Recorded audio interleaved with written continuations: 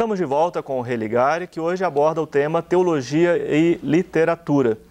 Esse tema também é o que foi trabalhado pelo livro Aragem do Sagrado.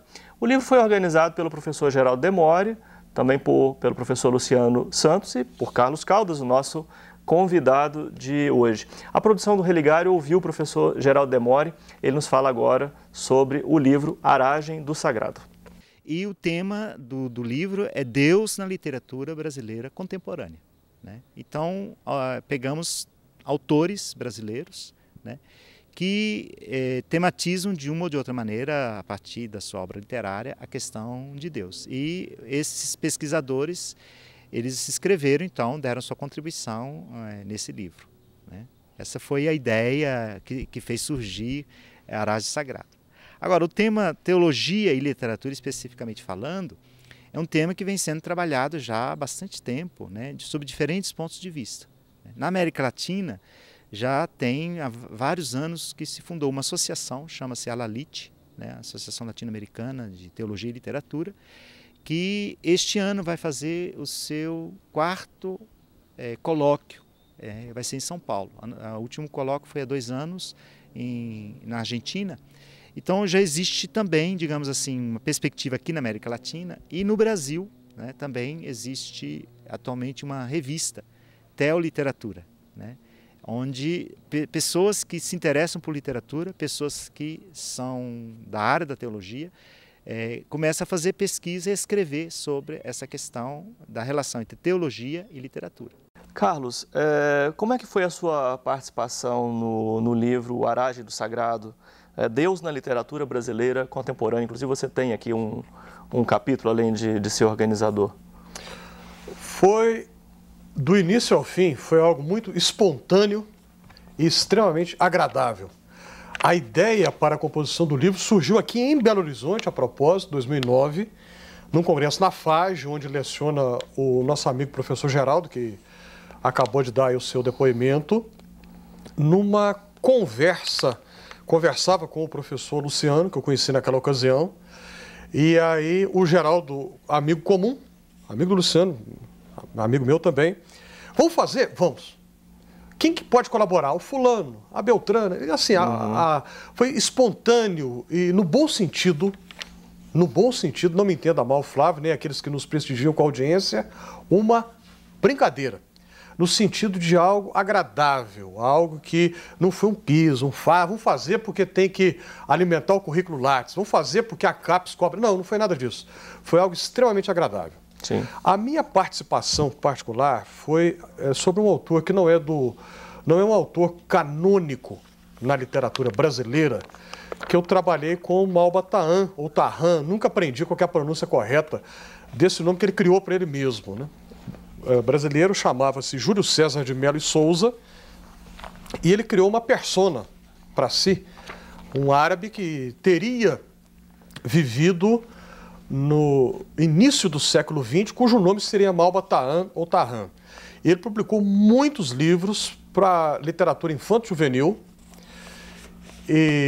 Essa obra dele é imensa, né? Imensa, eu li aqui imensa. Seu capítulo, ele publicou, fiquei espantado com o tamanho da produção dele. Publicou demais a literatura infanto-juvenil e os livros que ele assinou, que ele publicou como Júlio César de Melo e Souza, livros didáticos de matemática, porque ele era professor de matemática. Não é um autor canônico, me permita repetir, não é um autor que está no altar da literatura brasileira, onde estão Jorge Amado, Machado de Assis, Guimarães Rosa, Érico Veríssimo. Ele não está nesse altar. Ou Monteiro Lobato, que são contemporâneos. Mesmo assim, as obras dele têm tido sucessivas reedições. Eu, mesmo não sendo um autor que está no cânone da literatura brasileira, eu resolvi escrever sobre ele também por uma questão de paixão. Porque desde a minha infância e adolescência, esses livros todos que a gente vê, isso, leituras da infância. E eu tive uma ideia de tentar, de alguma maneira, encontrar um elemento que servisse como um fio unificador na obra dele. Essa foi a minha ideia. E aí surgiu esse capítulo. Você procura pelo bom, O belo e o verdadeiro na Essa obra. é a proposta que eu faço para interpretar o elemento religioso na obra do Maupassant. Isso é uma coisa que me chamou a atenção depois de anos e anos. É claro que quando eu era adolescente eu não tinha condição de perceber nada disso, mas agora, de pouco tempo para cá, é que eu pude perceber que ele não tem uma preocupação proselitista. O cidadão Júlio César de Mello e Souza era católico praticante.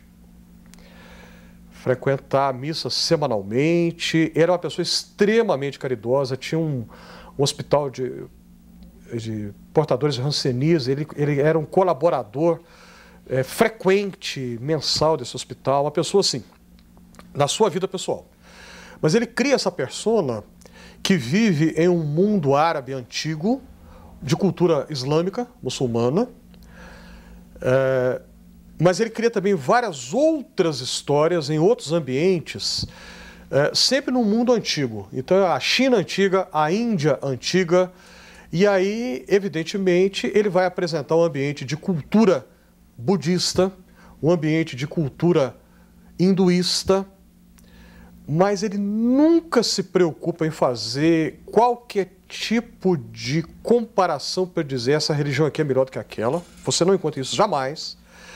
E ele nunca se preocupa em dizer que você tem que abandonar a sua crença. Não. Mas ele sempre apresenta um fundo moralizante, sem ser moralista. Isso que chamou a minha atenção. Ele é moralizante, sim. Moralista, não. Ele apresenta a importância de virtudes, a importância de um estilo de vida que seja marcado por honra, justiça, nobreza de caráter, de ações, de atitudes, importância, por exemplo, perdão, abrir mão de uma atitude de vingança, generosidade, tudo isso permeia todas as obras. Não importa se é um conto ambientado numa estética árabe, sim, ou uma estética chinesa, não importa. Sempre isso prevalece, está por cima o tempo todo. Você fala também que ele demonstra conhecimento dessas culturas. Com certeza ele pesquisou para fazer isso, com certeza.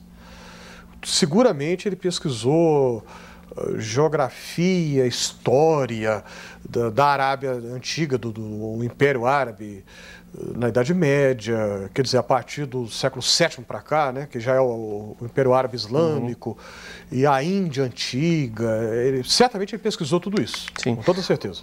Vários outros autores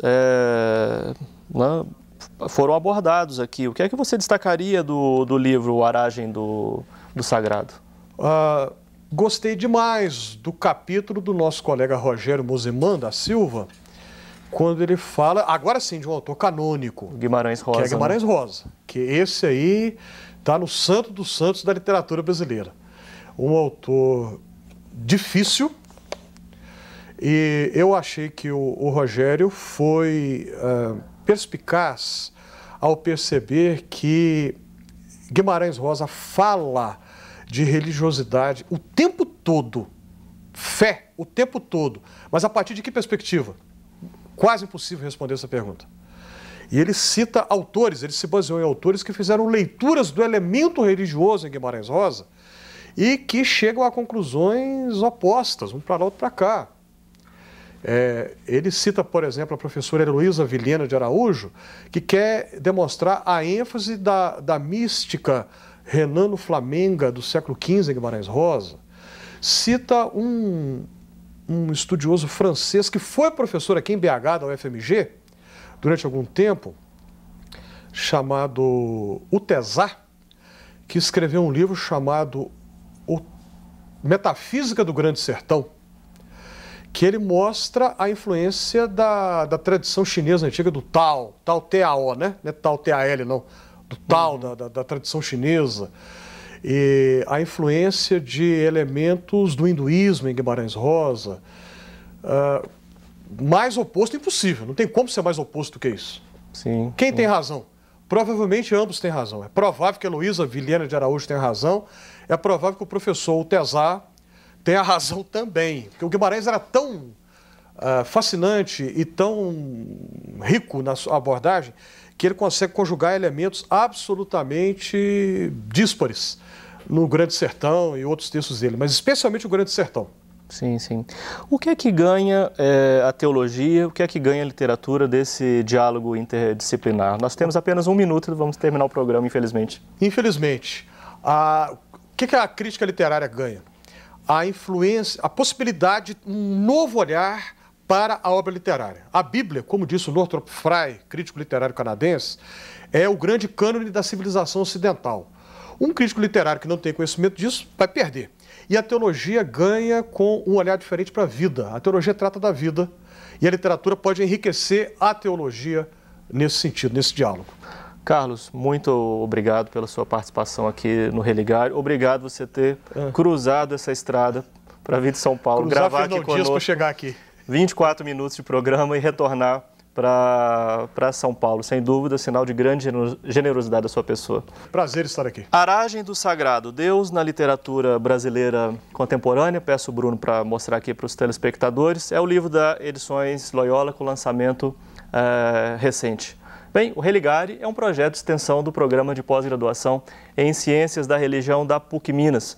Para saber mais sobre nossos cursos de especialização e mestrado, rever esta entrevista, ver fotos de bastidores e saber mais sobre o nosso convidado, acesse a página do programa, que está em pucminas.br/ppgcr. O Religare de hoje fica por aqui. Obrigado pela sua companhia, um abraço muito cordial e até a próxima semana com o novo Religare, Conhecimento e Religião.